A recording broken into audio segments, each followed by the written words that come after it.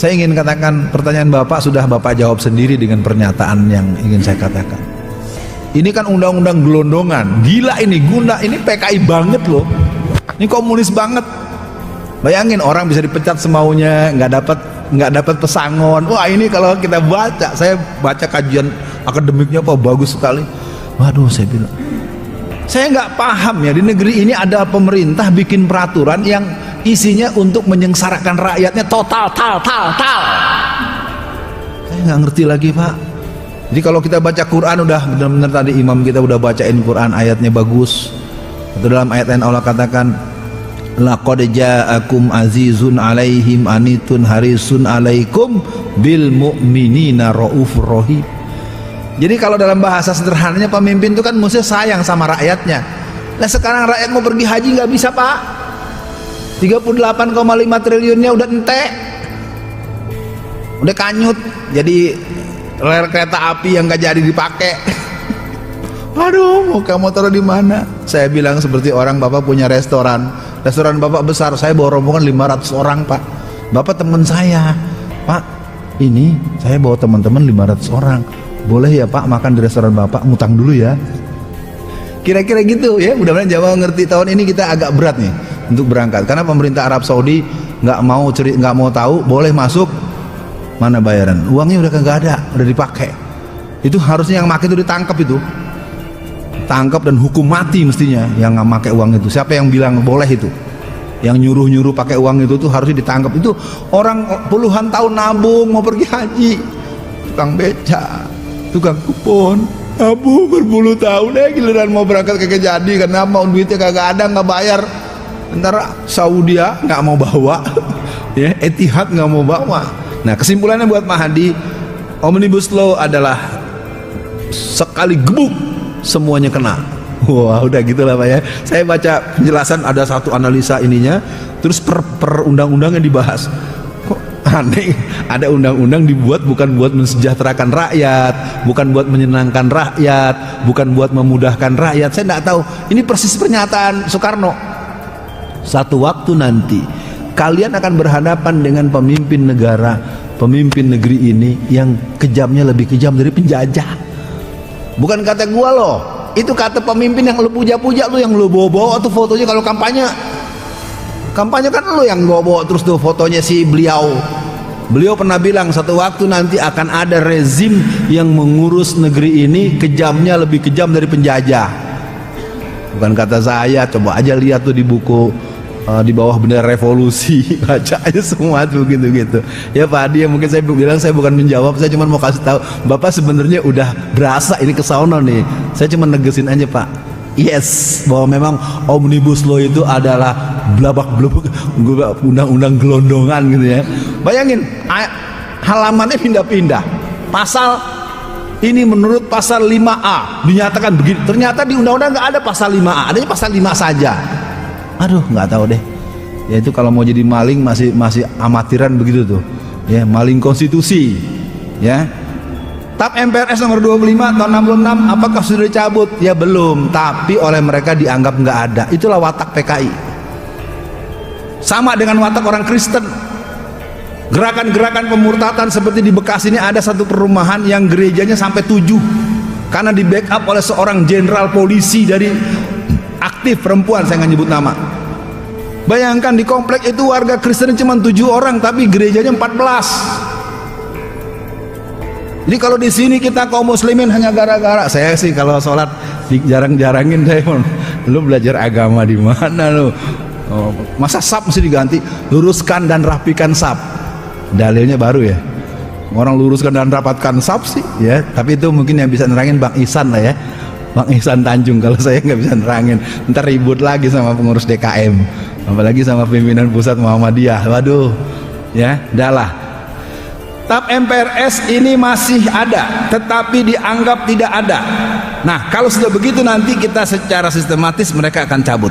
Kalau TAP ini dicabut, apa akibat? Yang pertama, berarti PKI tidak salah.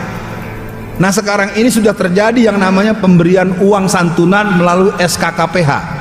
SKKPH ini adalah surat keterangan korban pelanggaran HAM berat yang dikeluarkan oleh Komnas HAM dan mereka mendapat uang persatuan waktu. Ini keterlaluan, kurang ajar ini. Ini Komnas HAM harus dicari siapa nih orang yang mengeluarkan surat itu.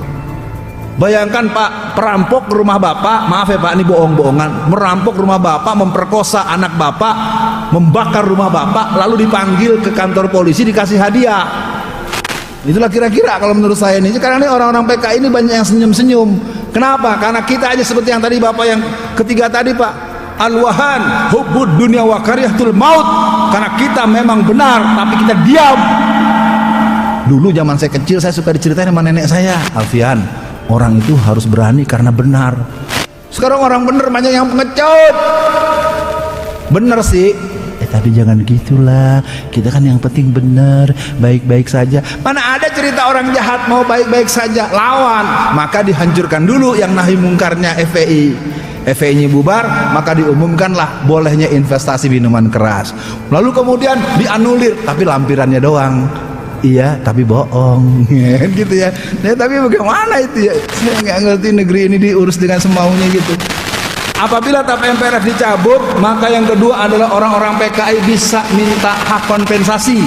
Tadi sudah kita bahas, 500 orang mendatangi Pengadilan Negeri Jakarta Pusat, mereka minta ganti rugi satu orang 950 juta sampai 2,5 miliar per orang, total sekitar 25 sampai 40 triliun, karena mereka mengklaim punya anggota 20 juta orang.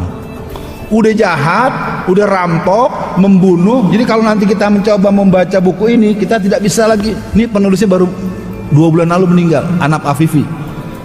Ini buku menceritakan tentang banjir darah, kisah nyata aksi PKI terhadap kiai, santri dan kaum muslimin.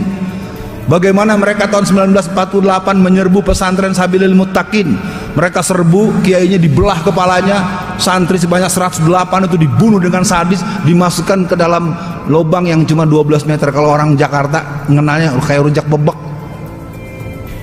Bagaimana mereka mengejar seorang menteri pertahanan yang bernama Otto Iskandar Dinata, kepalanya dipenggal, penggalan kepalanya dilarung, dilepas dari ujung Banten sampai arah ke Jakarta Barat lewat Cisadane, Tangerang. Jadi buku ini belum apa menurut saya belum sempurna, dalam artian belum banyak. Ini cuma ada sekitar 47, tapi saya pikir bagaimana seorang gubernur Suryo, gubernur Jawa Timur, bayangkan gubernur ditangkap sama orang PKI karena dianggap nggak dukung PKI, diseret sampai 10 km sampai lepas-lepas itu tulangnya sama setelah dia tergeletak dalam keadaan sudah hampir mati itu dimutilasi. Keren. Dikiranya kita nunggu gitu dulu baru percaya kali PKI bangkit ya. Ya makanya buku ini saya bawa dengan segala resiko ya, karena memang banyaknya ini buku provokatif gitu ya. Buku PKI-nya yang bersebar nggak ditangkap, yang begini yang dilarang. Ya, waktu saya di penjara kan sempat buku ini disita di penjara. Saya marah sama polisi. Polisi, gua masuk penjara bukan gara-gara buku ini. Pertama, kasus gua yang di Surabaya itu membahas bahaya penjajahan Cina. Jamaah 100% top. Yang lapor saya polisi, lapor pada polisi. Jadilah saya jadi tersangka. Kalau yang satu yang lapor Hasto, Sekjen PD Perjuangan, persis seperti kasus Gus Nur. Bapak memperkarakan saya ke polisi. Kalau laporan Bapak di sidang, Bapak mentingkan datang nggak? Halo? Bapak laporkan saya ke polisi, dianggap saya ini menyalahi sesuatu hal. Kalau laporan Bapak diteruskan ditindaklanjuti oleh polisi ke kejaksaan atau kehakiman, kira-kira Bapak datang nggak? Harus datang. Nah, itu yang terjadi dengan Gus Nur hari ini. Gus Nur hari ini sudah 4 kali dipanggil, yang namanya ketua PBNU dan ketua Ansor yang juga ikut mengadukan, dua-duanya nggak pernah datang. Loh, kenapa antum bisa ngaduin orang lalu giliran pengaduan antum ditindaklanjuti sebuah proses persidangan, yang ngadu nggak mau datang?